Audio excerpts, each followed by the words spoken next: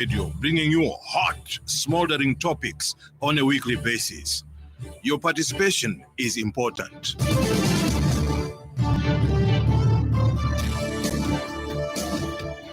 Yet another important day for us here on the Happy World of 5FM Radio, because it's the burning issue day. It's a Tuesday edition, and we are grateful that you found time to tune in. And definitely we are coming to you live from Lusaka studios and reaching out to the surrounding areas on 89.9 here in Lusaka.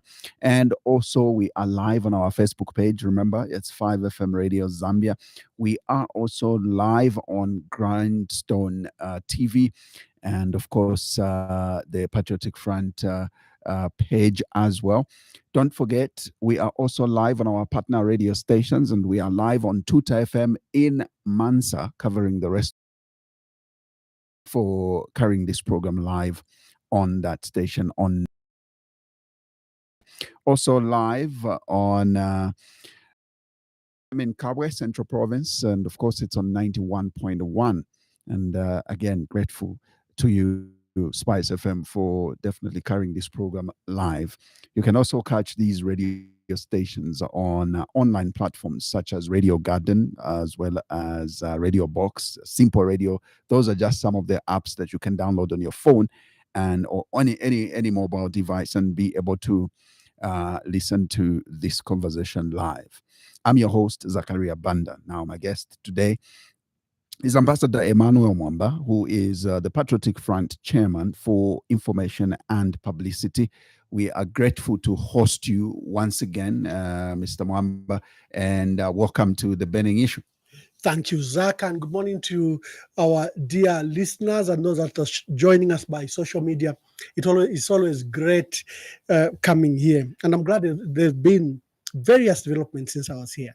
Yes, indeed, they've been, and I think that is the whole essence of us having this conversation. I know it's not long ago that when you were here, but again, it's because a lot of things, like you put it, have happened in between. And so it's important for us to discuss many other issues. First, we'll discuss the politics, and of course, we'll get to the national economy and definitely agendas that have been driven by a number of stories that we've seen in tabloids and on various platforms news-wise. But then, first things first, there is Tonse Alliance that has been formed. Of course, this is another thing that happened in between our conversation. And the Tonse Alliance has resolved that because of what has happened in the Kawamba constituency, of course, Kawamba Member of Parliament, who is now incarcerated in Nixon Chilangwa, is the reason why his incarceration is the reason why this seat has been declared vacant, and so we had nominations. But what is very important for us to discuss is how did the alliance arrive? I know you're not the spokesperson, but I know that the Patriotic Front is part of the alliance, and so it is important that we hear from the Patriotic Front side of it. This was your seat as Patriotic Front. Correct. And this is a seat that allegedly you keep alleging that has been robbed of the Patriotic Front and the people of Kawambwa. But whatever it is, we understand that the law has taken its course. We'll respect the fact that that is what had transpired. The seat was declared vacant. And having lost this seat, you have lost it until otherwise you win it back. And how, we don't know. But if it so happens, well, so be it. But the fact that this seat was lost, Mr. Mwamba, by the Patriotic Front, we know that the Patriotic Front is interested in retaining this seat, but using a different political party. Let's just understand how that came about. First of all, we must make it very clear, Zach, that the seat has been declared vacant illegally, and that the election has been called illegally for two things. First of all, as soon as there was a jail sentence pronounced and the conviction for Chitotela, Honorable Chitotela, and Honorable Nixon Chilangwa, they immediately appealed against both the sentence and the conviction for Honorable Nixon Chilangwa. And they went to court. They obtained a high court order from the Chinsali High Court against the holding, against a holding of elections in Kawambwa until matters were determined. And the court issued a stay, an injunction against the holding of an election in Pambashe and in Kawambwa, and even including the position of council chairperson. So the calling of this election, we must be very, very clear that it is illegal. ECZ have not discharged that order from court.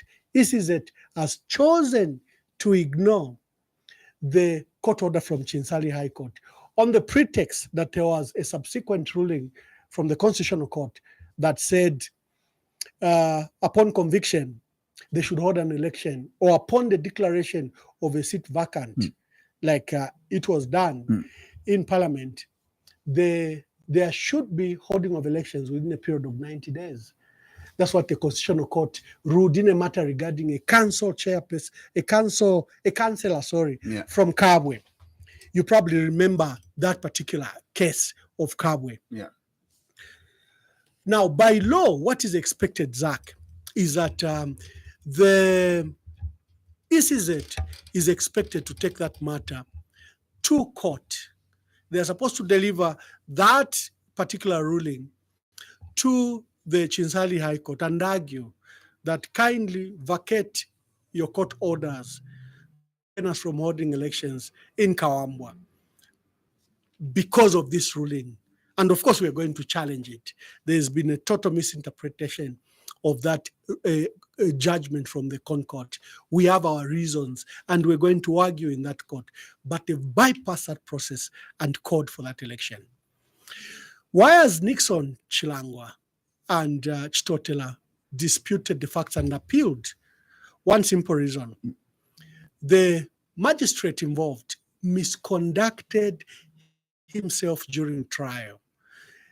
Now, I'm not using those words. Yeah, I'm not using those words against a member of the judiciary lightly. They proceeded to file a report to the Judicial Complaints Commission over the misconduct of this magistrate. He was clearly a magistrate under direction and instructions to ensure that that they are convicted. They took text messages, WhatsApp messages, they took audio and other documentary evidence and filed before the JCC, and then they proceeded with that complaint and that evidence, filed a letter of recusal to the magistrate and asked the magistrate to recuse himself. Of course, the magistrate didn't recuse himself. The magistrate proceeded even So the audios and text messages were evidence of what? Of the misconduct of the magistrate. They were. That's why Honorable Nixon Chilangwa wanted the JCC, who supervises magistrates, judges, and Supreme Court justices and Concord justices, to look into this very serious complaint of the misconduct of the magistrate. But as you have known, none of that happened. The magistrate proceeded to hear, like I'm saying, the matter. He proceeded to even jail the 6. So one of the reasons we've appealed, other than that, that there was this issue of recusal, is that, for example, both of them say they were not even present at the scene when that event occurred. And how do you jail people for arson or for malicious damage when they're not even present at the scene? So, but these are details for appeal. They've appealed. And so the law requires that they are deemed innocent until proven guilty. The law requires, the Constitution guarantees you the right to appeal, the right to due process. And that's what those 2 members of parliament and the others are going through. So why then are you participating in an illegality? So we have learned that President Hakainde Hichilema, and we name him by his name, is fostering a tyrannical government in this country, is fostering dictatorship in this country. He's interfering with all institutions. He has bled their independence. He has bled the separation of powers, the principle of separation of powers. He has shrunk the democratic space, a word we use frequently. We saw in the interference in Kwacha and Kabushi, where the president was packed in Kabushi and campaigning, yet there was a court order to suspend that election. There was a court order that there should not be that election, and he was continuously campaigning despite the court order that Malanje and Bowman Lusamba had obtained. So he's lawless in his approach. He ignores the law, he breaches the law, he ignores the constitution, he breaks the law. We lost Kwacha and Kabushi because of those issues. And our candidates were deprived of their participation. And we are glad that we have on record the Constitutional Court ruling that has stated that both Malanje and Bowman Lusambo were disenfranchised illegally from participating in that election. The judgment came far later, way after the seats, the elections had taken place. Doesn't that amount to declare those null and void? Yes. We Even now if it took comes that after? Concord decision to our election petition in the High Court. There has been an active election petition in the High Court and in the Appeals Court, and we hope that one day it will be heard, and those seats are supposed to be declared vacant in support of, actually, as directed by the Constitutional Court, that validly nominated candidates or validly citizens were prevented from participating in that election. But that is the environment we are living in. So remember, from November, we have not participated in any election because ECZ under Mangala Zalomis and McDonald Chipenzi decided to introduce a new regulation that all certificates, adoption certificate by all candidates, whether they are councillors, they are council chairperson, they are mayors, they are MPs, have to be signed by the president of the party and the secretary general. This was in light of the changes that were illegally done at the Registrar of Societies, where they had replaced Edgar Lungu with Mao Sampa. And therefore, they knew if they make that demand, Edgar Lungu and Raphael Nakachinda signs, they knew that this is to reject that certificate. And that's what has happened. We have not participated in these deliberately called ward elections and other elections. But we decided that while our lawyers are battling with these issues of illegalities by ECZ, while our lawyers are fighting our cases in court, there are some things that can be done politically. And some of the political decisions is, for example, our presence in the United Kwacha Alliance and our subsequent presence in Tonse Alliance, our opening of doors to discussions with other political parties such as the Socialist Party or the Zambia Must Prosper or any other political party. The party, remember when I was last year, I announced that the Central Committee of our party mandated us to, number one, join political alliances, but with standards. Look, you guys, you are the largest opposition party in Zambia. You have a former president as your president. You have over 50 members of parliament. You are strong. You just can't enter into any alliance just like that. Set some minimum parameters that do not disadvantage you, and that's what we've done. We also mandated to enter into electoral pacts. Other than political alliances, we also mandated to enter into electoral pacts. For example, if we find that a candidate, for example, there's an election in Shangombo, and we think that Socialist Party is strong, although we may not be in alliance with Socialist Party, there's room in an electoral pact where maybe we can present a strong candidate to Socialist Party and alert them that we have this strong candidate, and maybe he may use your vehicle to stand. So that's some of the electoral pacts that we may engage in. This is to recognize the current environment that President Hakainde Hichilema, who appears he wants to be a president of PF, we might have to accept that he will not let go of the PF. He wants to be de facto president of Patriotic Front. And naba ikakatila PF. just recently State House engineered the removal of Mal Sampa, and now they are sponsoring Robert Chavinga Mafinga MP. And you have seen the president, especially from the last ceremony in Mansa, Chabuka ceremony, where the president called Robert Chavinga as leader of the opposition in parliament and acting president of the Patriotic Front. The president knows that those are illegalities, but he's the one that has carried Chavinga on the plane. He's the one that puts him in his entourage. He's the one that puts him on the forum. And he's the one that allows him to say this. So you have a president who's masquerading as a Patriotic Front president. He's deciding what should happen in PF. He's deciding who should be suspended in PF. He's deciding what name should be on the registrar. You recently heard that Registrar of Societies, upon served a court order, contempt proceedings, that you should face contempt proceedings for changing office bearers from Mal Sampa to Robert Chavinga. She immediately resigned, and she said she didn't want to be part of the illegalities that the Ministry of Home Affairs under Honorable Jack Mwimbo and Honorable Dixon Matembo and the illegalities they are doing to the office of the Registrar of Societies. She resigned because she knew the consequences would be on her as registrar. It is her signature, it is her name that will be will face the consequences of the illegalities that President Hakainde Hichilema is doing. And that is our warning to other public officials, civil servants, and others. They're telling you to sign those contracts. It is you who will be held personally responsible. It is you that will be personally liable for all these things.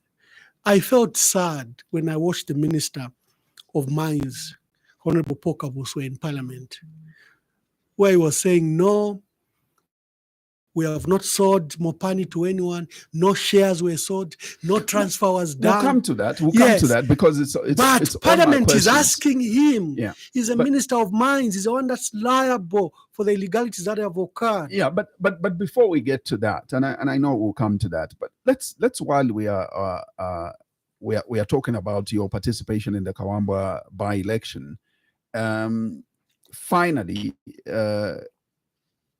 You got the filing done, right? And it was a battle, I think, initially, but finally you filed in. And then my question now is this the candidate that you think will get that seat back to the Patriotic Front, although it's going to be under the new Congress Party? So, like I stated, the party has mandated President Lungu to enter into any alliance, political alliance, to enter into any electoral pact. And what you saw in Kawambwa is just part of the broader decisions that are made, that as we battle to get the Patriotic Front from President Hakainde Hichilema, we still have to participate. We have to provide directions to our members. Our decision to use a new Congress party is for Kawambwa. Remember, in Chilabombo, we have used FDD. FDD has featured a candidate at council level.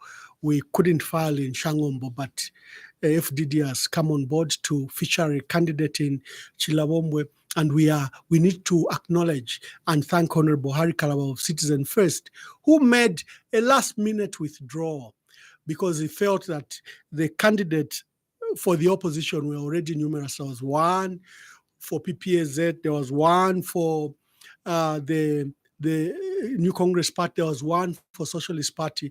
And Honorable Kalaba, who was supposed to file a citizen-based candidate under United Kwacha Alliance, decided that in the interest of unity in the opposition, that he will not participate. Now, for us, Zach, that's a magnanimity we need to engage in.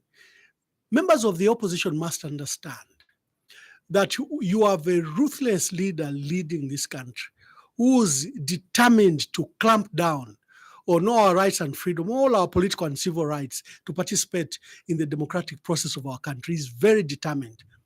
And to fight him and be an alternative to our people who are suffering and suffering deeply from the worst load shedding we've ever had to the cost of living crisis, where our people can't afford the cost of mealie meal, cost of fuel, cost of electricity, cost of everything, totally unaffordable, where our public workers are heavily indebted and can only get a 500 kwacha increment.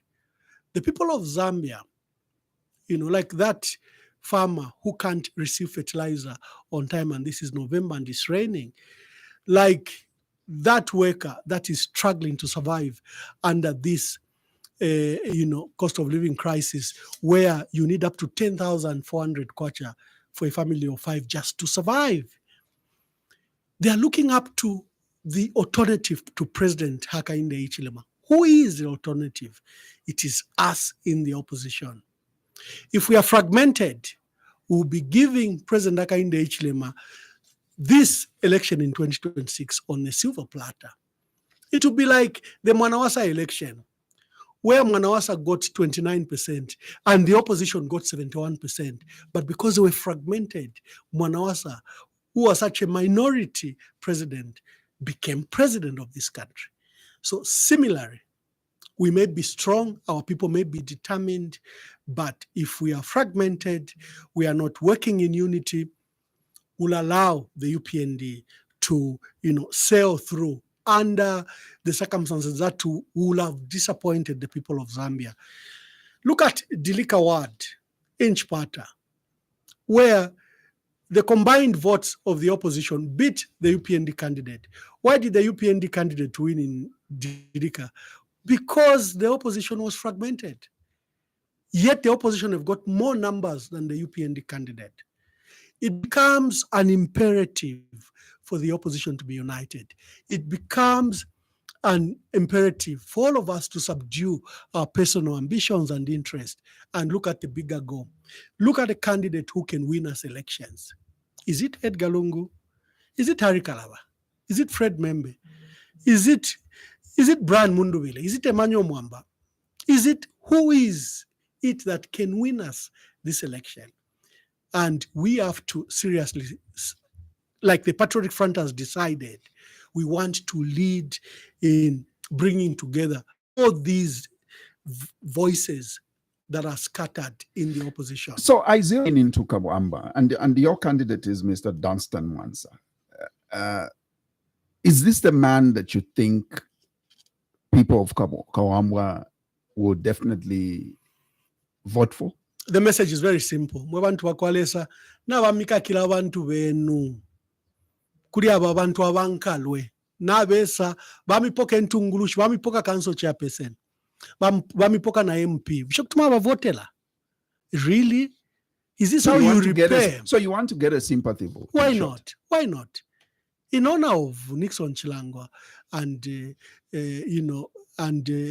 every other person that has been disenfranchised, there is no shame in demonstrating that they've suffered injustice. The seat belongs to Chitotela and it belongs to Nixon Chilangwa.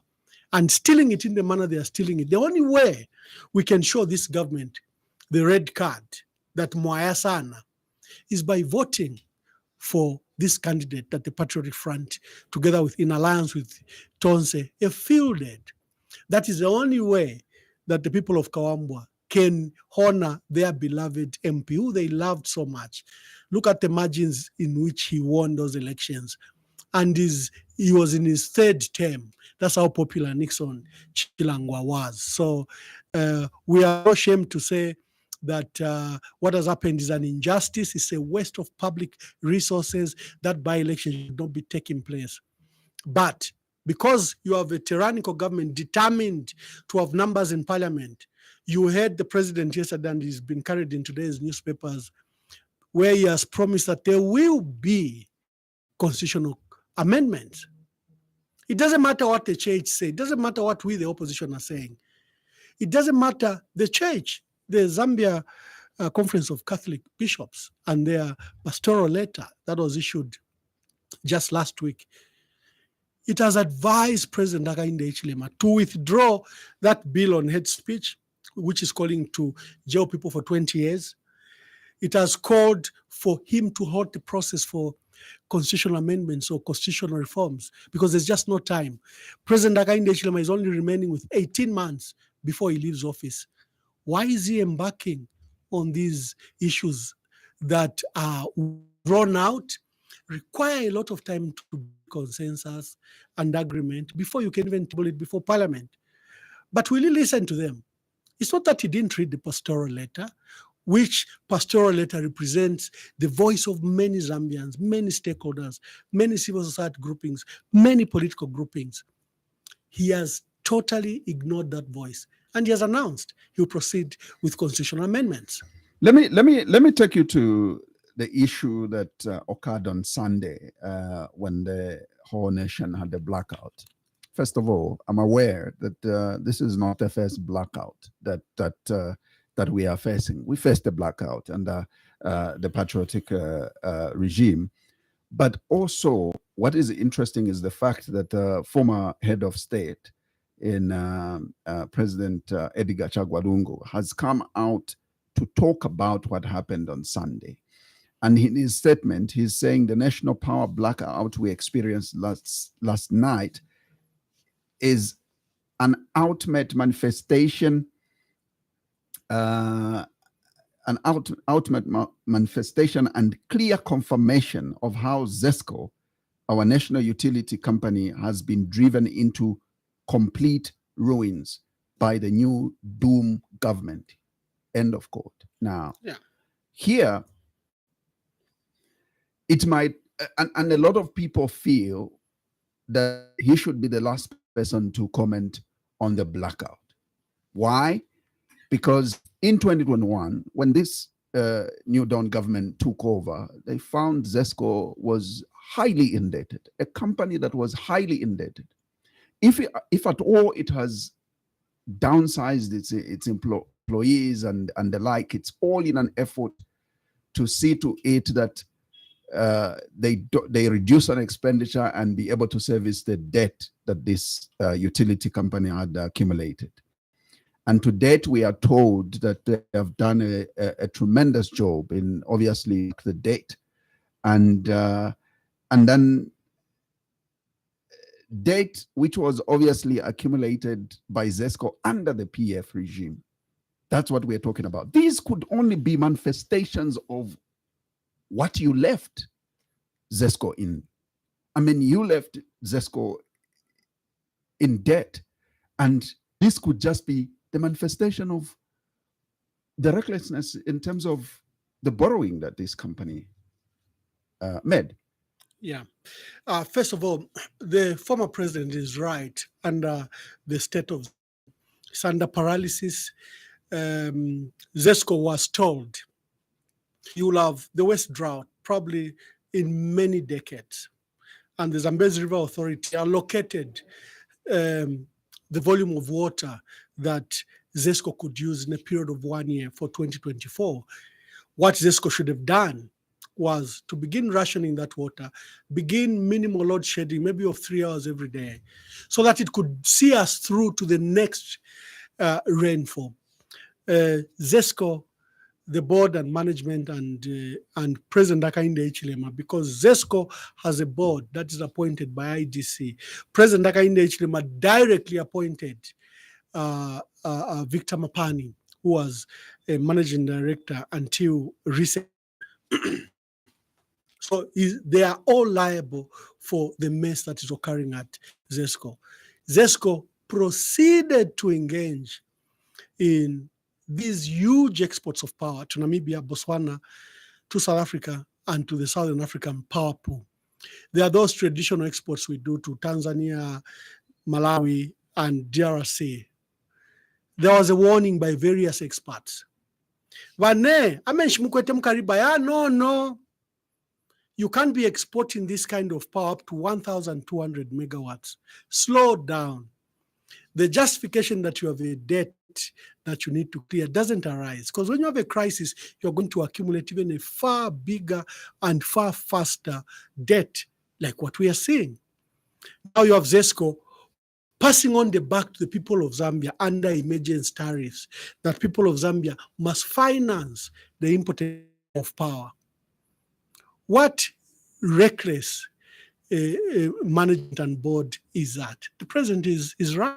It's recklessness. So they cleared the bills just yesterday at their press conference. They told you how much they accumulate debt per month. Isn't that $48 million? What will it do until we have sufficient power by March? How much will that be? So should the president have spoken because he had various crises? What did President Edgar Lungu do in his time?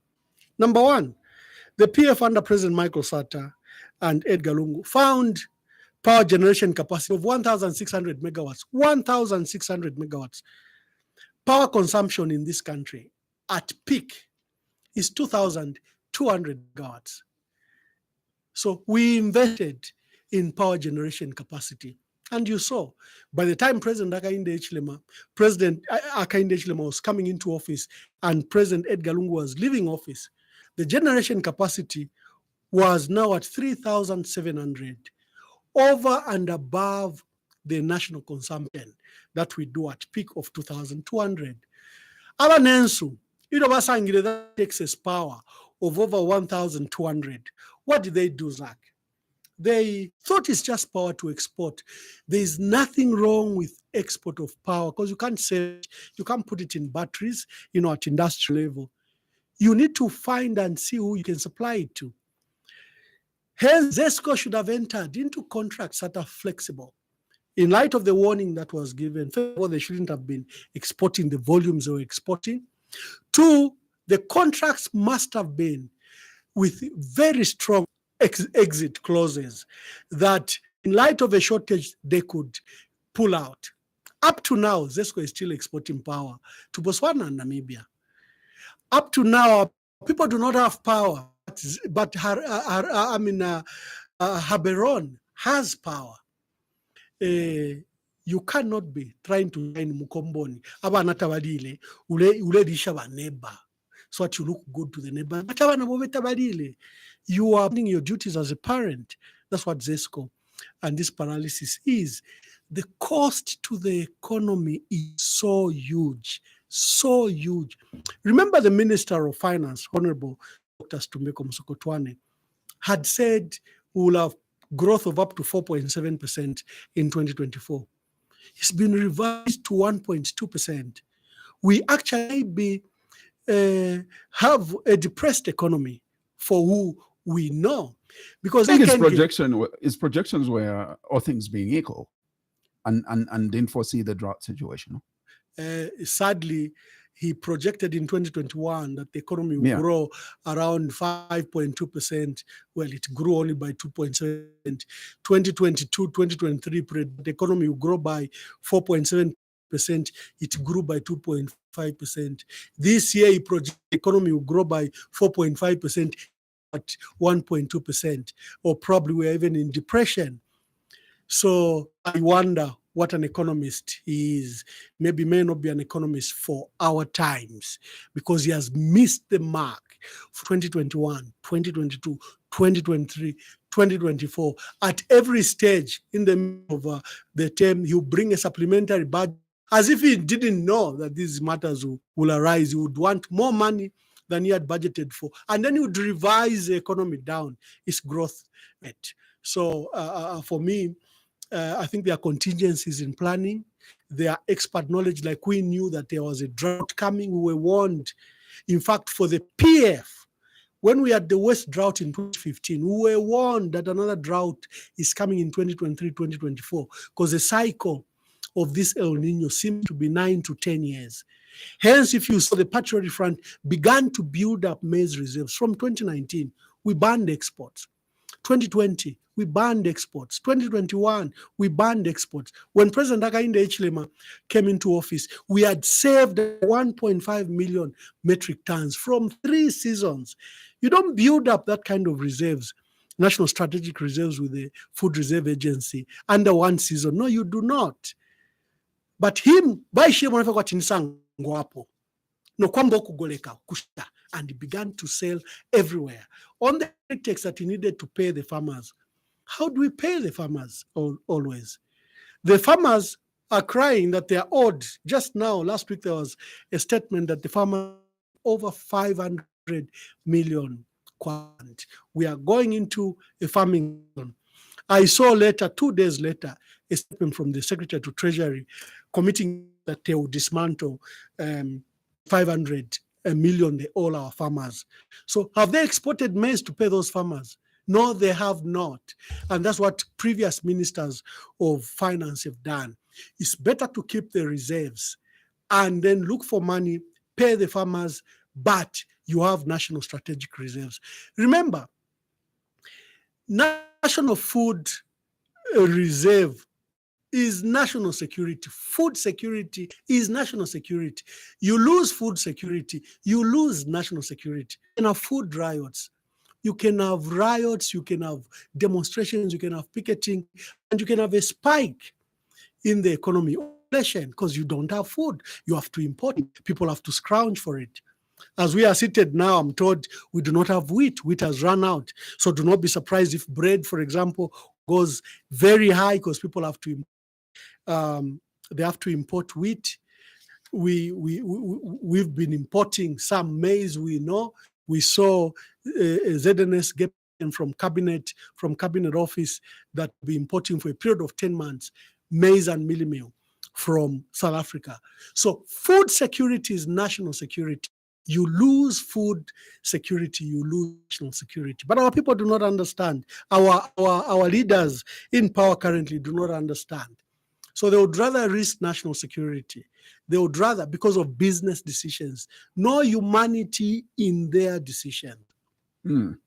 Now, let's let Parliament, because obviously you had preempted the matter in as far as Pani is concerned. You don't seem satisfied by the explanation and response by the minister as to also why the sale of the shares in Mopani did not require Article 210 to apply on it. He has explained it several times. We seem not to be getting it. Yeah. How else would you rather it is explained? Zach, the UPND always try to bash us. You people accept that President Hakainde Hichilema is working. He has delivered free education. He has delivered CDF. He has revived the mines on the Copper Belt and in Northwestern Province. You are not just being grateful. Well, our answers are very simple. Well, CDF, remove the corruption. It's a looting frenzy for UPND cadres and their cooperatives. Remove the corruption. Maybe we'll praise you. Free education, well, you cannot have a teacher 120 students. Just in one subject here, she or he has 120 books. What about our subjects 6 to 9? What does a teacher call? Where do you find corruption in CDF? It's a looting frenzy for cooperatives and the UPND. Take, for example, the matter that is currently in Parliament. Says were procured last year for this year under 2024 CDF. Yeah. Is that a decision of CDF by ambulances? Should that be a decision of CDF? Why are you buying it from the center? Does Lusaka Central need a ambulance? Does it? So it's a decision of CDF. You have it is a decision of CDF. No, just like it were communities must decide. Communities must decide if they need an ambulance. But every community does need. That is a job of Ministry of Health. You have a budget and you have an allocation under Ministry of Health. So what do you say with police vehicles that were bought? Same. We have Home Affairs Ministry and the Zambia Police. They have their own budgets. It's not a use of CDF funds to fund police activities. These are central government roles. But it's motivated by corruption, because if you are buying 156 vehicles at once, as you've seen, the Auditor General has flagged this payment. I don't know if you were watching yesterday's the Public Accounts Committee. Yeah. It's very damning. Number one, they ignore Toyota, who are the franchise holder, who have the manufacturing links. They get a pharmaceutical company to import ambulances. Ambulances. Already red flags.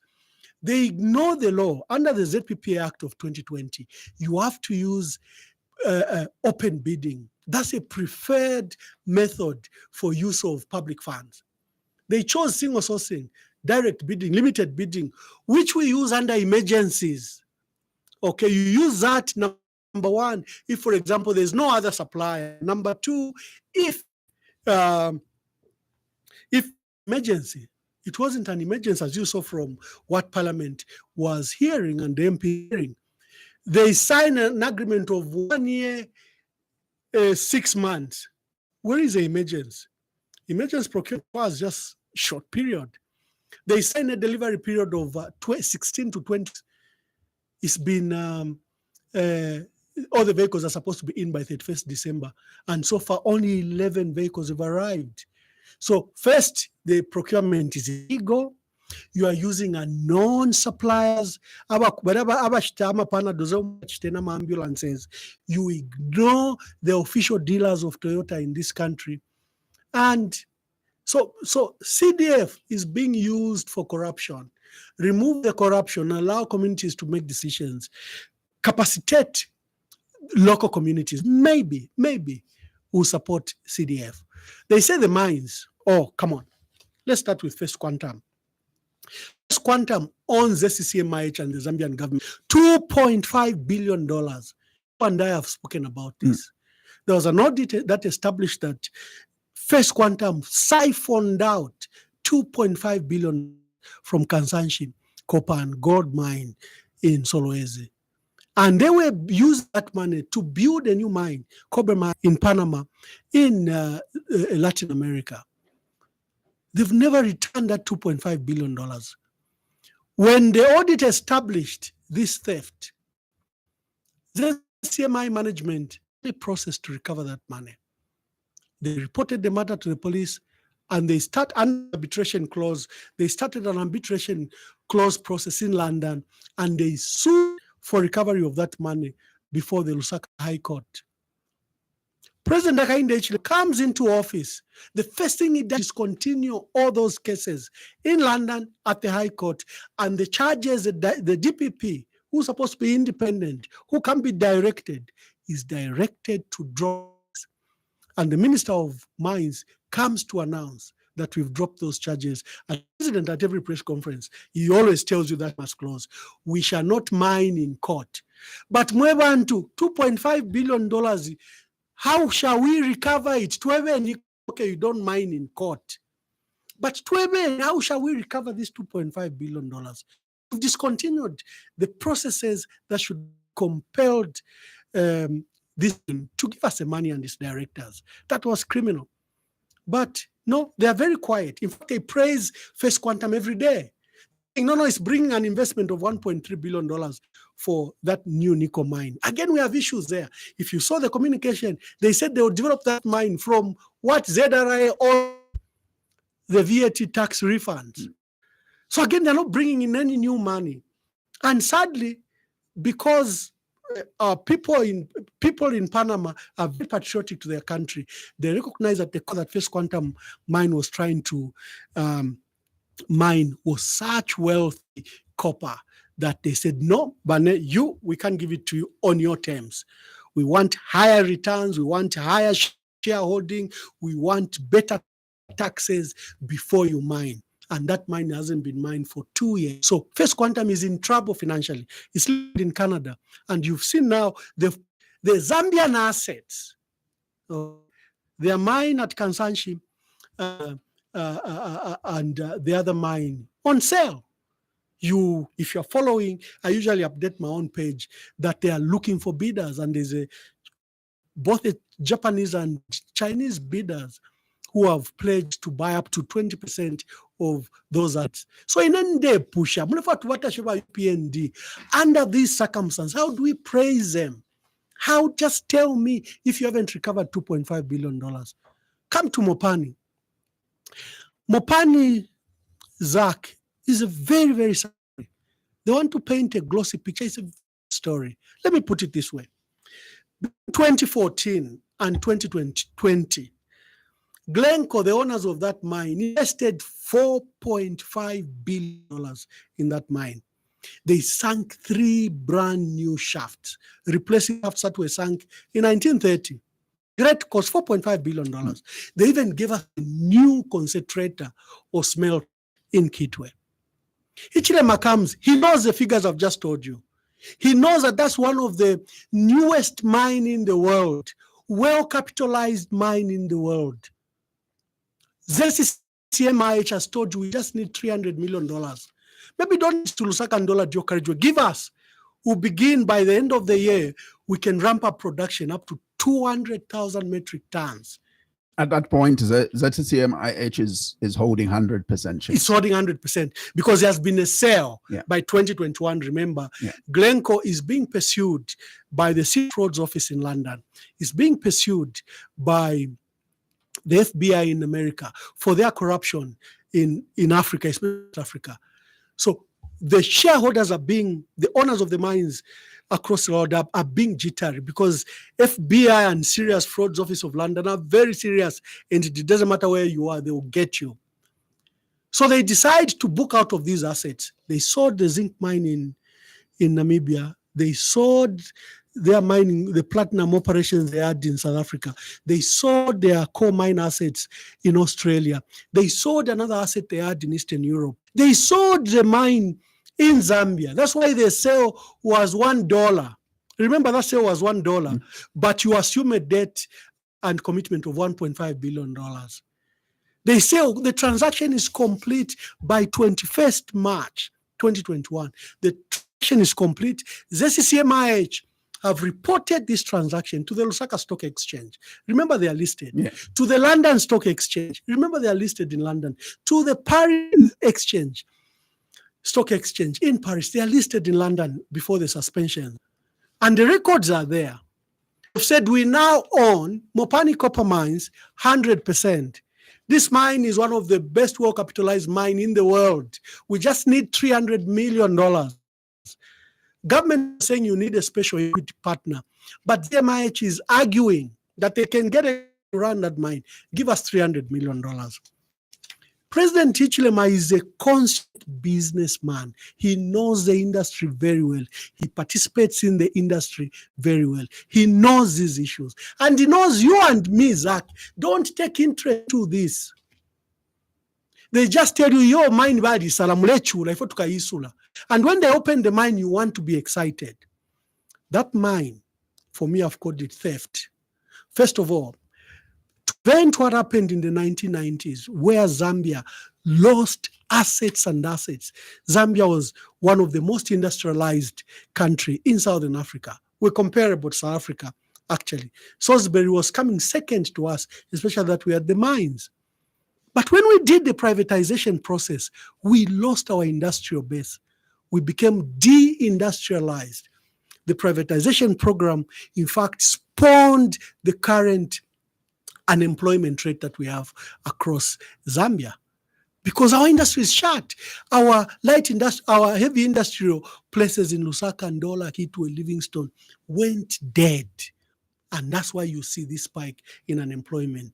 So the crafters and makers of our constitution in 2016 said never again shall a state asset be sold, be transferred, be moved, be changed without the authority of parliament. And they put a cardinal clause, 2/3 majority, because they knew that Zambia one day will have a president with an appetite to sell these assets. He will have an appetite to circumvent it. So the definition of Article 210, Sub-Article 2, is very broad. And the minister says this could not be applied. Well, according to advice that he got, obviously, that 210 could not be applied in this case of Mopani because, according to that statement this week, that Mopani was never and is not a parastate. Okay, so because Article 210 is only applicable on parastatals. It's no. It uses the term state-owned assets and enterprises. Parastatal can fall there, non-parastatals can fall there. It's a state asset. So let's begin the simple process. Yeah. As at 2021, August 2021, when President Hakainde Hichilema becomes president, who owns money? Let's have the discussion. ZCCMIH. Yeah, you know the facts. Yeah. Yeah. Who owns ZCCMIH? It's the government. Yeah, IDC. Who owns IDC? Who's the chairperson of IDC? The president. So what kind of argument should we even engage in? Don't we have videos and videos on announcements, on press conference, on the launch that they found a special liquid partner who has bought controlling share of 51%, who will bring $1.1 billion. You haven't heard the president make those announcements. Didn't you see the president even order the minister out of his press conference? Go and conclude the Mopani deal. What is a minister if this is a private entity? What's a minister doing in those matters? Why is the president talking about a private company? Why is the president celebrating in Kitwe that he has opened the mine? This is a state asset. We own, ZCCMIH is owned to 60% by IDC, which is government, another 17% by NAPSA, which is government, and some shareholding by Ministry of Finance, and then we have a small shareholding of private investors. Literally, the controlling assets of ZCCM are under government. We own IDC, so we owned Mopani. What they've done is criminal. They've looted a well-invested, well-capitalized mine in this country, a country that will milk gold. Within a period of 5 years, it will mint billions. How much is 200,000 metric tons a year? You just need $300 million to finish the entire projects because, the shafts were put up, were sunk, the smelters were put up, but they needed to tie up and begin production. That is one of the biggest loot that has ever happened in this country, the sale of Mopani. RH, no one even knows them. In fact, when you do a search on the internet, I've extensively tried to search who this International Resource Holdings is. In fact, sometimes between 2017 and 2022, you find it's based in Australia, Perth. And there is a Zambian company associated with the president on the same floor with that same company. Go on Google, you'll find. Then 2022, it becomes a subsidiary of International Holdings Company. There's no dispute about International Holdings Company. This is a multi-billion company. It's a sovereign fund, a holding company by the government of the United Arab Emirates. But it all of a sudden becomes an associated subsidiary of IRH. It forms Delta, and Delta then owns Mopani. We have a duty to ask these hard questions to the government of President Hakainde Hichilema. Who have you sold Mopani to? Why have you bypassed parliament? Why have you broken the law? Why has no money come to the treasury? There's no single money that has come to the treasury. The investors only pledged that I'll pay your debt with Glencore. By the way, the debt by then had already, Mopani was paying, and it had dropped from $1.5 billion to around $600-700 million. They negotiated and they paid $450. The investors also said he's going to pick some bills, and he provided $130 to pay some outstanding suppliers. No money has come for the 51% shareholding. At Twashia 51% shareholding in the Lamashenunishi. There's just a pledge of investment. Pledge of investment to the company is totally separate from you selling the shares. Now you have the ridiculous age where the Minister of Mines comes to Parliament and tells you that there has been no sale, no transfer, no such thing happened. I don't know how aged they want us to be, the way they are treating us like we are children. So, Zach, how can I praise the UPND for opening Mopani in light of those facts? How can I praise the UPND government for opening KCM and giving it back to Vedanta? Vedanta have been here. They bought that mine for $25 million. That mine was worth $650 million. These were not my figures. These were the consultancy given by Rothschild at the time. You are aware that you have Konkola Deep, which has copper reserves of $200 billion. And you require about $1.5 billion to sink a shaft and to deal with its water. It was sold for $25 million under Mwanawasa. We called it a scandal. It remains a scandal. But for 20 years, they never paid any taxes. They engaged in mining practices that devalued those assets. They didn't commit in anything. In fact, the man became a billionaire elsewhere, bought mining assets in Eastern Europe, in South Africa, even built one of the best business school in India from Konkola copper mines. 20 years later, you want us to ignore that history and you give it back to Vedanta. And me, I should be clapping. But for 20 years, you ignored that. No, we didn't. I'm glad that President Edgar Lungu took action, that an audit was done. There's a very damning audit, and the media should take interest in it. That took place 2015, 2016. Access that audit. It will tell you what Vedanta were engaged in. It premeditated the decision to now come and remove them. And I may not agree with the decision, for example, to put it under liquidation. For me, I think their license should just have been cancelled, and you give the mine back in light of that damning audit and the theft that was occurring and their failure to pay utility companies taxes, a bill of $1.5 billion. We expected, for me, I would have rather just CM takes over, pays all these liabilities and begin to mine. It's one of the wealthiest mines in the world. I've just told you that Konkola Deep, where they've even found so-called, the other mine they're touting in America that Bill Gates and others have bought. Yeah. Those assets have been under Konkola. Yeah, those assets have been under Konkola. You know that. So you have a mine, but also wealthy mine requires just small things to be done. But we are so disloyal to our own country that will not allow that. Would rather a foreign national benefits from our country. They can buy. But the issue is you are talking politicians. You are not action-oriented politicians, because by now, Zambians, if you really think that this needed to be saved, it could have been saved if we had action-oriented no, they take you could have advantage. staged the sale. You could have staged the sale. Like what we've said here will not even make headlines.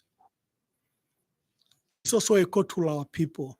Your assets are being stolen right before your nose, right before your eyes. Take interest. For us that say these things, we take a very personal risk to say what we say. Our duty is to give you information. It's up to you to act. And that's why they deliberately reduce our political debates into who has the largest nose, who has the largest hair, who has the largest forehead.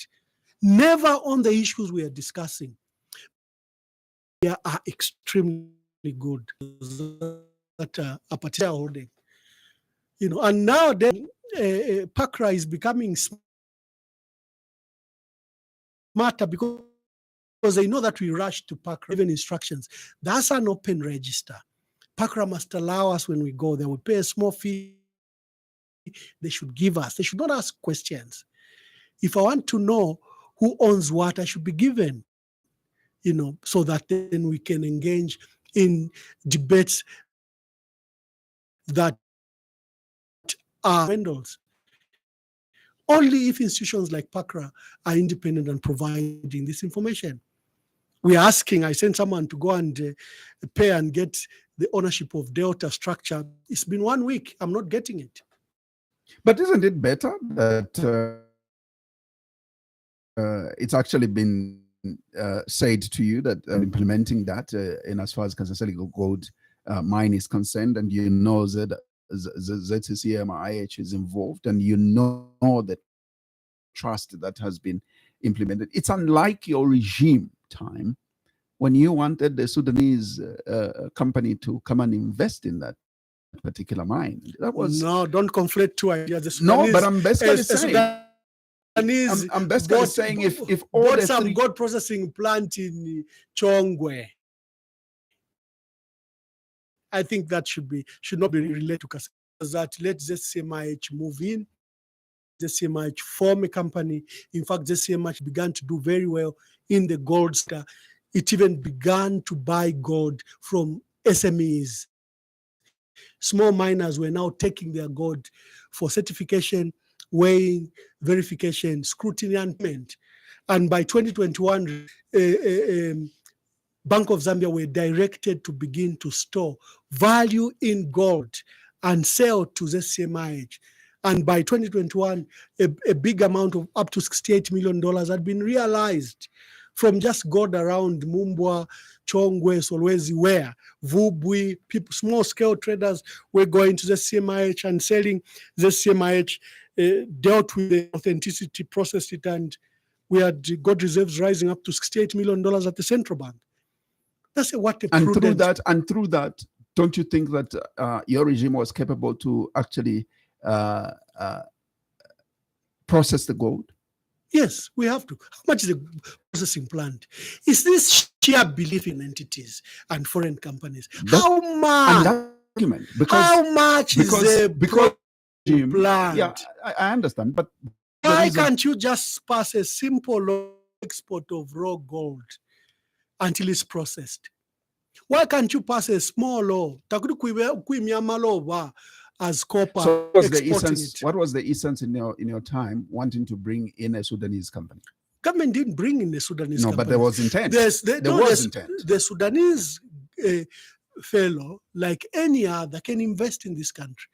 Like the Canadians have invested in for some time. Yeah, but you're conflicting yourself. You are saying we should not always depend on Africans for an investment when we can do it ourselves. That remains so. Why are we relinquishing where we have the strongest opportunity? Why are we relinquishing our duties in the mining sector? The role should be that every large mine must be owned by the CMIH to the extent minimum of 51%. That's the only way our people will realize benefit. Is it good news to you that ZNS intends to actually open a mining company, a mining plant? No, it's not good news. Why not? The CMI has a primary role, constitutional role.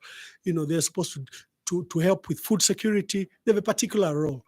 I don't want ZNS to open a mine. What is the CMIH? Why are you stripping the CMIH, which has historical and proper vehicle to resources of mining? Why would you allow the ZNS commander to invest in a mine? Why? Give it to the CMIH. Let him grow maize, let him grow wheat, let him grow vegetables, let him ensure that we are food secure. Let him provide training skills for our youths. They are basically diversifying, and you can't stop them from thinking outside the box. No, there's a constitutional mandate. Of course, but there's a constitution. We allow them to invest. Let them invest in farms and poultry and cattle and something related to food security. They can definitely invest in a mine in partnership with ZCMIH. Is that wrong? Zach, does that make sense? The ZNS should invest in a mine. Remember, the commandant even made a very ridiculous announcement that he had sought Chinese investors who would bring in $15 billion. You remember that ridiculous statement? And when we raised storm, how is it different when you've been calling for NAPSA should have basically invested in the roads? It's not their core business. It's not their core business, but you encouraged that NAPSA should not have actually. You are conflating issues. But the idea was that NAPSA is a pension fund. Let me clear that. I do understand. Yeah, NAPSA is a pension fund. It can have diverse investment, and why not ZNS? Including in the and why not ZNS? It's a defense and security wing. It has a primary role. Okay. It has a primary role. The Zambia Air Force takes care of our security in the air. Zambia Army, takes security of both our borders, and our Zambia Police takes care of public order. They have constitutionally designed and mandated roles. So does ZNS. So it's very overreaching by the ZNS commander. He may need to read the Constitution and the ZNS Act before he engages in many of the things that he's engaging himself. The issue of national service by ZNS would have a historical experience. There are a lot of camps across the country that they can turn into, those voluntary skills development, those are encouraged. But owning a mine, they're looking for investment, a loan, they're looking for a loan of $15 billion from China. Have they spoken to the Minister of Finance? Even the Minister of Finance struggling with Zambia's debt of 11 billion. So a small unit, ZNS, is going to borrow $15 billion. What sense is that? Why are they allowing the ZNS commander to be overreaching in his approach and in his announcement? He thought he could acquire the Zambi farm in Chiawa on his own. He carried the media and made those public pronouncements. If it was not for our public protestation, that farm would have been bought by ZNS. The SCC must begin to move in what is happening at ZNS. When you see what is happening at ZDA, for example, where this man dreams of figures, $72 billion investment into our country, does he even understand the entities running? Does he understand the capacity of our economy? Can one investor who defaults on rentals bring $72 billion? Those are prime suspects for the SCC. That means there's a rot happening. The announcements are being made because someone has chewed, someone is benefiting privately. I've been in government for 20 years and I know what happens. So we just urge entities like ZDA, like the ZNS commander, not to be overreaching. Let them remain to their core. I find Honorable Chima's admission that there's a lot of corruption going on in several other government institutions and not only at Ministry of Health as leadership, because you must admit as a leader that there is something wrong. Yeah. And it is the only way that you will get things sorted out. I still find that to be a lot of leadership. Unlike your regime refused everything. There is no corruption, and yet a minister is going to court and still refusing there is no corruption. Be fair. I find this as leadership. Zach, be fair. Do you admit that's leadership? How many people did President Edgar Lungu fire on account of corruption? It was after a lot of pressure. No. How many ministers did he fire? How many matters have we brought to the attention of President Hakainde Hichilema? And he defends the corrupt. You saw when we brought out the issue of one of the ministers, the president says, no, I spoke to the minister and I'm satisfied with his argument. Is that the role of the president? If there is a corrupt allegation, it's not you, Zach. If I'm corrupt or I'm alleged to have received a bribe, you call me and I say, no. No. Your duty is to tell the SEC. They're the ones with the investigative powers and mandate and authority and skills to determine whether they've received a bribe or not. So see the president rush to their defense. So do you think Honorable Mchima is defending his PS? Look at the matter he's saying. He's like saying, why do you want my PS who's accused of awarding himself a contract worth $6.5 million?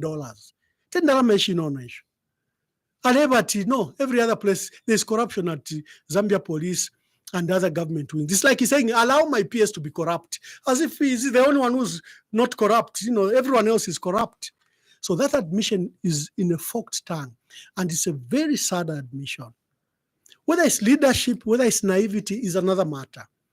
But this is what we've been saying, that there is looting going on in this country. Global Fund, who funds Ministry of Health, we hear they've restrained any further funding until there's a forensic audit. Remember, the USAID gives Zambia between $500 to $700 million a year. That fund is threatened. Maybe that's why we are hearing that there's shortage of ARVs. Someone texted me, Ambassador, if Mwate Poluchelo every time, raise an issue of ARVs because there are no ARVs. So I said, that was just this morning. I said, I will take a survey, I'll find out, and maybe I'll write about it tomorrow. So the Americans wouldn't want corruption at Ministry of Health. This matter has been festering for the last 1 week. What has State House and President Hakainde Hichilema done about the corruption of the allegation against Dr. Smonga, Professor Smonga? A diligent leader would suspend him immediately, commission investigation to establish the veracity of these allegations. a decent leader would immediately call for a public reprimand against other officials engaged in corruption. A decent leader would not allow the remarks that have come from Dr. Elijah Mchimanda has been quoted correctly. He says, what is wrong? There's a lot of corruption. Look at the corruption at the police. Look at the corruption at other ministries. That confirms what we've said. My dear brother Fred Membe says, look, there was theft in the MMD and PA. It was pocket change. These are looters. These are plunderers. And it's coming to light if you see what's happening in the mining sector, what is happening in large procurements, even like ambulances, fertilizer, fuel, other things. It confirms the fears of our people that this government is engaged in massive looting. This is the Tuesday edition of the Burning Issue, and thank you very much for staying on this particular program. It's that time when I will definitely be opening the phone lines and giving you an opportunity to call in and interact with our guest. And our guest this morning is Emmanuel Mwamba. He is the Patriotic Front chairman for information and publicity. And the number that you're getting us on is 0955-2215. Remember, we are also live on Tut FM in Mansa, covering the rest of Luapula province on 90.7 FM. And Spice FM radio is carrying this live in Kawe and covering the rest of Central Province on 91.1. And here in Lusaka, it's 89.9 and the surrounding areas. And don't forget, we are also live page, that's 5FM Radio Zambia, and live also on Grindstone and Patriotic Front pages, including guest page, that is Emmanuel Mwamba. So let me take this particular call. Good morning. Morning. Good morning. How are you? Very well, thank you. How are you? How are you, Mr. Mwamba? I'm very well, sir. Thank you very much. My name is Collins. Collins, where are you calling us from? I'm calling you from Munali area. From Munali area. Thank you very much for calling, Collins. Please go ahead. You know, there is too much jealousy in so if the president is just suspending his ministers each and every time, he might remain around because the PF faction of Lungu is full of jealousy. Even you that they can appoint you, that they can point at you to say you are corrupt. And the management of 5FM, they suspend you. At the end, they find you have nothing. Why? Because of jealousy. That's why president is very much careful.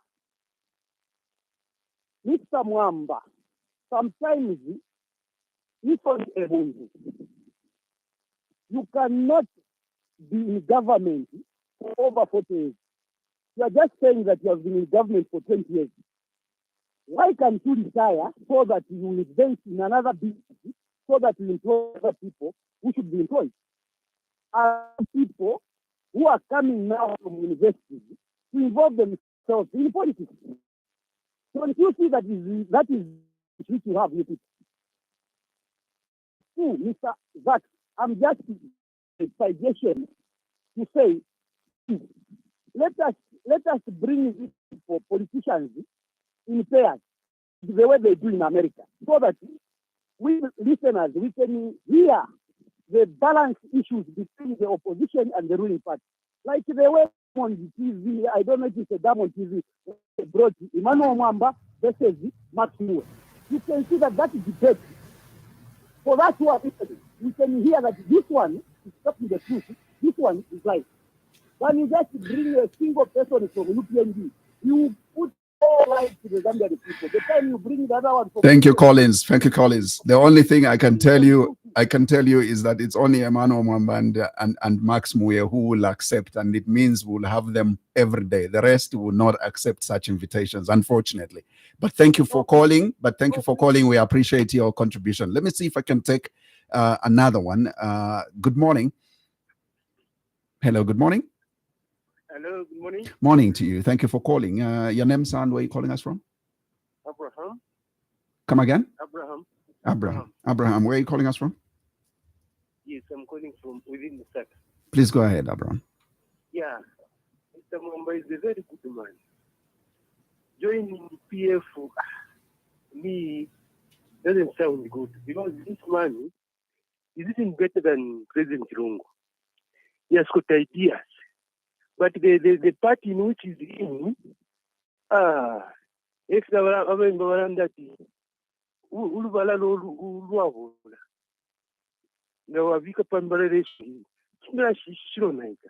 I'm saying is, where you are, Mr. Mwamba, PF cannot win.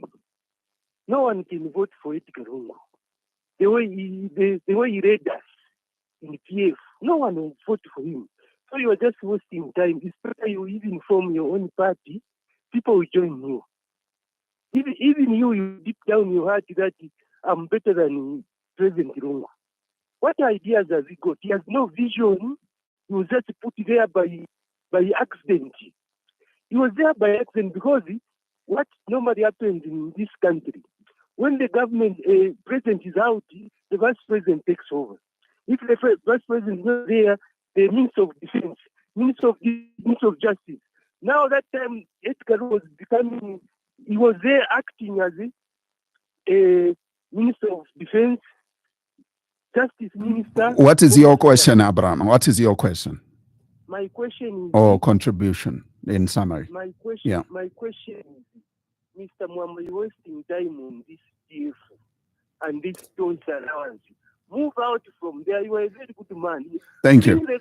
Thank you very much, Abraham, for coming. We'll take another one on 0955-221515. That's the number you're getting us on. Good morning.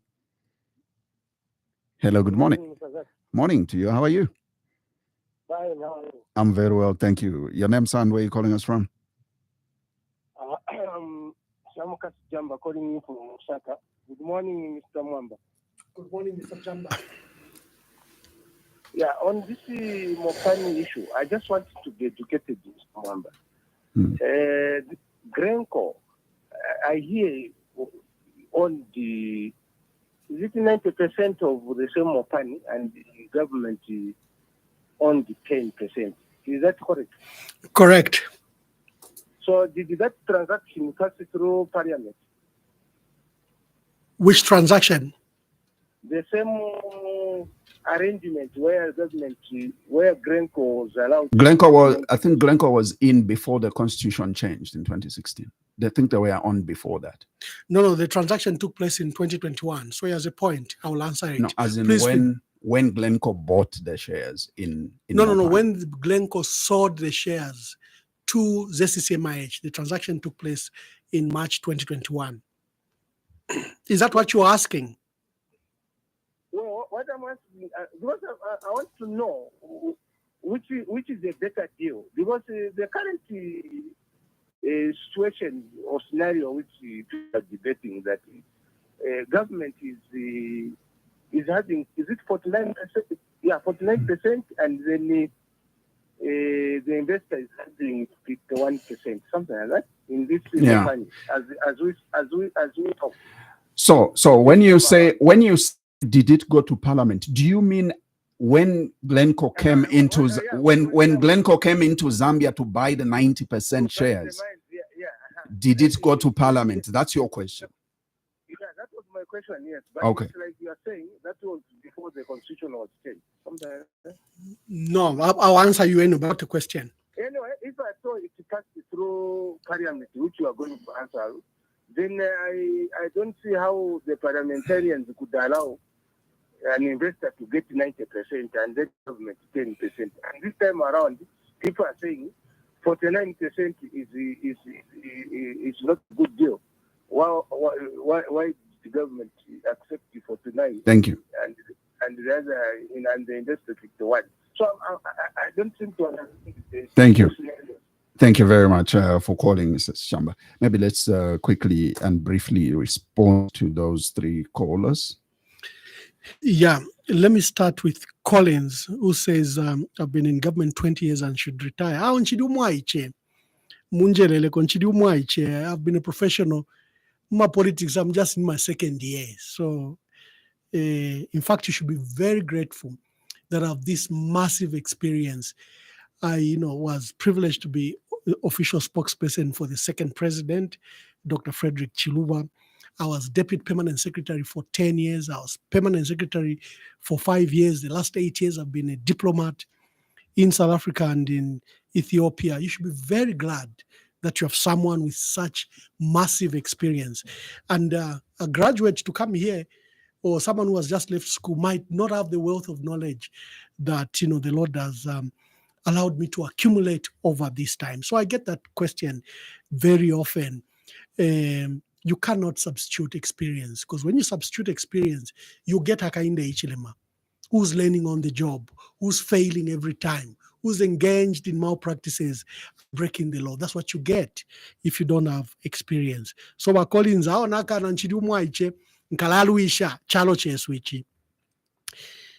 Abraham from Lusaka says, I'm a good man, I should form my party. Let me make something very clear. Edgar Lungu is a good man. Edgar Lungu has been a good leader to our country. Look at, you're saying vision, no vision. Of course, that's a total distortion. President Lungu says, I have no vision of my own, because President Sata has left a vision for this country and the party has adopted it. And I'm going to get the vision of the party and of President Michael Sata as my vision. He didn't say, I don't have a vision. He said, I don't have a vision, and went to explain what I've told you. But as usual, opposition propaganda took over and just got that clip where he said, I don't have a vision. But he said, because Michael Sata has a vision for this country, and Michael Sata's a vision has been adopted by our party. So I will work on the party of, on the vision of the party. And just look what Edgar Lungu did. Really, his legacy comparable is wonderful. Look at the roads and bridges that he built. Look at the schools, colleges and universities that he built. Look at the airports that he built. Look at the investment in the agriculture sector. We'll have fertilizer. In May, it will be in depots and sheds across the country, in all districts and all provinces. We are in November. I want to achieve Balilanda, Pali fertilizer not reaching them, or inadequate fertilizer being with them. So, Collins, I think mnaverenga sana ututuma newspaper to our UPND. So, the perception that they create, you have turned it into a reality. President Lungu was Minister of Defense, Minister of Justice. He was acting president, among one of the best cabinets you've had in this country. But, President Sata found him suitable to run with that. He had been a member of parliament before that. He's been a distinguished lawyer. Don't listen to the propaganda. He was legal secretary for his very powerful entities like Barclays at the time, Zambia State Insurance Corporation. He worked there, in his capacity as a lawyer. So don't believe this propaganda. No, he's not a good lawyer. No, what, Ishani. Just look at his record. Finish batupele, tensala batupele. They've broken the country in pieces. They're failing to hold the unity of this country together. So where is the education, the experience, and sobriety? Why can't it translate? And Zach, let's go to Stramba. I was amused by President Hakainde Hichilema in Mansa telling our chiefs that, hey, have you seen what I've done in the last 3 years? Who didn't you want us to continue?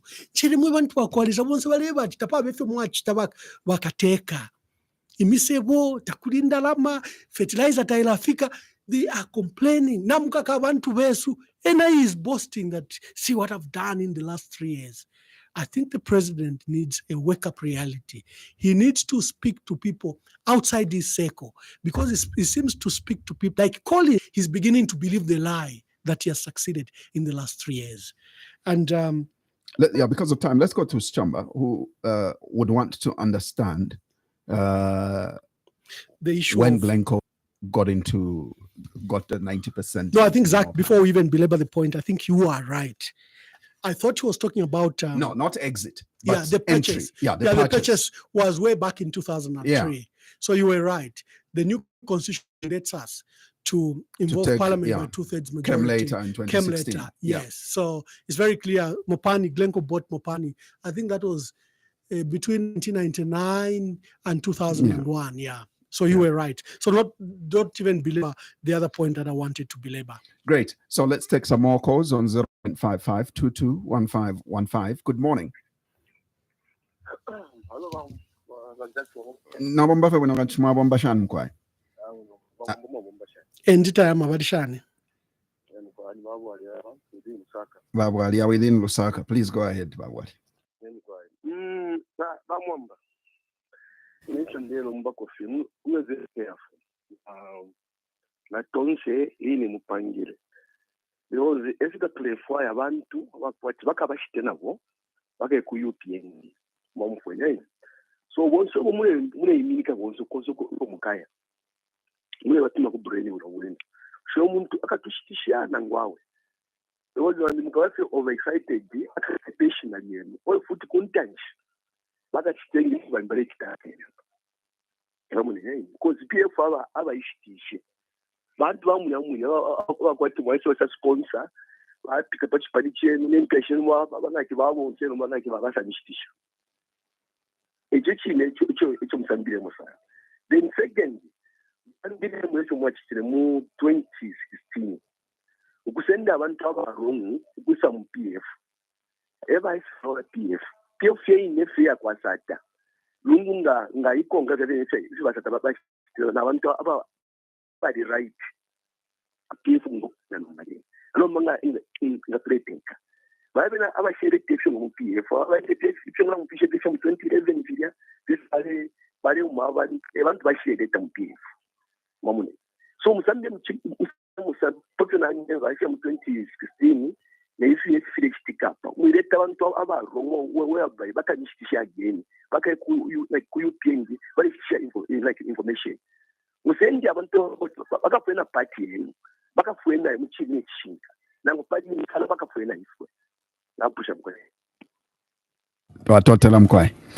So let me give you a quick comment on, well, it's not quick, but it's a long comment. It's Kebi Jupa on Facebook says, good morning, 5FM radio. Most obliged for this platform. My greetings to the capable Honorable Mwamba there.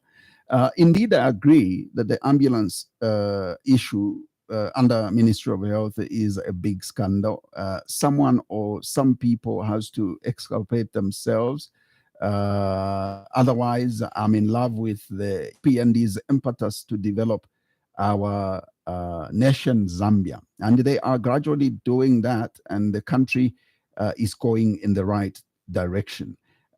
Even the Honorable there knows beyond any doubt. His Excellency HH, continue doing what you are doing, sir. We love you, and the country is behind you. The group and the PF, please continue offering checks and balances for HH to continue developing this country. One Zambia, one people. Mr. Zach, I submit. Thank you very much for that. But let me give you another call. Good morning. Hello, good morning. Good morning. Morning to you. Welcome to the program. Iyo ndifye bwino ndi wamtende mbuya. Ni mwe bani? Niwa James ya. Ba James mule tumina kwe? Wetu minauka banana. Kuka banana. Kwepo tulelomba. Batonse alansi. Ishuma panga party ya kwa mungu. Imile. At least mulika abantu washitwe. Wajifika kiruka ishimu. Sababu yana ukauka na twalikile hope sana mungu uti uka hope tukwete nomba. Hiyo sana watifia chike. So hapa nomba twalika nzamaka wenze na hope yonse na voters card na family ndio na tinisunga pali tonse alliance. So tonse iona ika. Ba UPND osafaka konze ba UPND bakangiwa. Tonse taona. Malaiti siaoneka ora dule kuti siaoneka unga suoneka ora dule kuti suoneka niwete sampa kuzura vantu kuti munhu indira natapa kuti mugure unga zvanza kuti party yakanga sikira mutime wakaunda pandawu ino yakuti MMD na tavinga kuti bonze rankarako bonze batambogwera ku Patriotic Front chao nchisi yao yakuti mnabena kamba wose bamulo vamechiliva ino ndive mazambia ntoza kuti mungu osunga muntu oradu wa DBM wadu wa muja kuti wa bewa yake kuti choke iliche delay kuti cha kaule wai kukaulisa so basi ndi mani bini so ise mwamena kambia Mwamba imwe ikanizee una warungu mwende mauze kuti ise mazambia ni behind the na mwamena sevenzera na kamera vezo kutufuna chita muziko so tifuna wasiri chipuka diko inaimilia panana tokapo inaimilia pa paja tanana kwanisa ni kuweza kudurusa unga na kudurisa mjengo wa malaiti na malaiti with shading kuiletera tu na sio kuipeleka pa Mwamba unga wanakanga kutoka pashike kwacha ndio wanakanga pa 250 wanafika angiwa voze hivyo so vaonekera mtu akangiwa so mwendezo wa rumbu taona uti uyu muzirara akangiwa chifuna cha warungu wa bwerere Zikoma ba James Zikom yeah Zikom. So there you have it. Let me quickly give you one more text. Is Isaac Simbaya says, good morning, 5FM, and Mr. Emmanuel Mwamba, you are explaining very well. We are listening. I'm Isaac from Garden House. It's almost 2 weeks. We don't have water. These, they are heartless. No power. How are we going to survive? Sure, the dollar is something else. Where is the 10-point plan?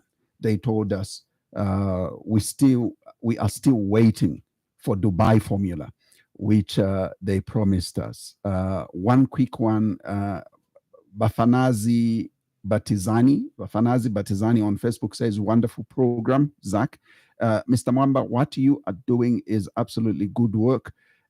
We don't want people to go into government and do business with government. Mwamba, don't stop for Papata, and please prepare yourself for your holiday is over. 5 years is enough. Don't just excuses this 2026. One more call, then I let you respond. Good morning. Hello, good morning. Good morning. Good morning to you. Good morning, Mr. Zach. Hey, morning. Thank you for calling. Your name? You are speaking to Siami from your mom. Good morning. Good morning, sir. Long time. Come again. Honorable Mwamba, you are speaking so well. And if you are going to continue telling the Zambian people what this government they are doing, I am sure Zambian people realize to say, okay, this is what they were saying when we said that we should not allow the UPN to take over the realm of this country. Because we knew exactly what they were supposed to do. We knew their plans for the assets of this country. Okay? This is why we said you cannot allow people who participated in privatization to come and rule the country, to have power. What more damage are they going to cause? And the damage has started already being seen. How do you give more money for a song, a Zambian asset, a public property you give for a song, and you start dancing? But you write, no, not Womba. Eh? Mwamba, is there any possibility that you can file an injunction to stop the sale of Mopani? Is there any possibility of that, sir?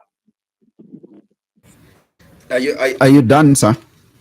Mr. Siame? Yes, what I'm trying to say is that Mr. Mwamba, there are means and ways where you can stop the sale of Mopani. This property is not afford to lose another property in this country like we did in 1990. We can't. Like the way you reverse the issue of this, is it example? Can it be done like this? Thank you so much, Mr. Mwamba. We are listening. Thank you. Thank you very much for Mr. Mwamba. Thank you very much, Zach. Most of the contributions were comment, and I think there was one question from someone who was warning us that we have to be careful with these alliances. Our appeal is to our leaders, whether they're councillors, they're MPs, they're mayors, they're members of the Central Committee, is that there is an attempt by President Hakainde Hichilema to foster a one-party state. He's trying to buy everyone, silence everyone, arrest everyone. If he can't buy you, he can arrest you. If he can't arrest you, he can lock you up or they can marginalize you. But just be strong for our people. Be strong for Zambia. Zambia is a multi-party state. It was designed that we, the opposition, must have a stake in the country. The president and his ruling party must be given room to operate. So must we. The harassment against the opposition, the restricted space for our operation, the tampering of the 2026 elections that we see is going on must stop. Zambia is bigger than President Hakainde Hichilema. It's bigger than Emmanuel Mwamba. It's bigger than all of us. Zach, with your permission, there is a statement of concern that we had issued yesterday regarding traditional ceremonies. And we fear, and it has now become very clear that... I would be comfortable if you answered Mr. Siame first. The question that he says, is there a way that we can file for an injunction to halt the complete or to stop, the money sale? I might not go into strategies, but our duty is to tell Zambians that the illegal transfer of Bopani to International Resource Holding and Vedanta, totally illegal, the failure to go to Parliament for parliamentary approval, the fraudulent process of acquiring 51%. And these are reasons that Mr. Siame is saying those are enough reasons to go to court if you feel, yes, he may have a lot of faith in our courts, but remember, even the Zambia Conference of Catholic Bishops has warned the Chief Justice, Mumba Malila, that your judiciary has abandoned its role that is prescribed in the Constitution.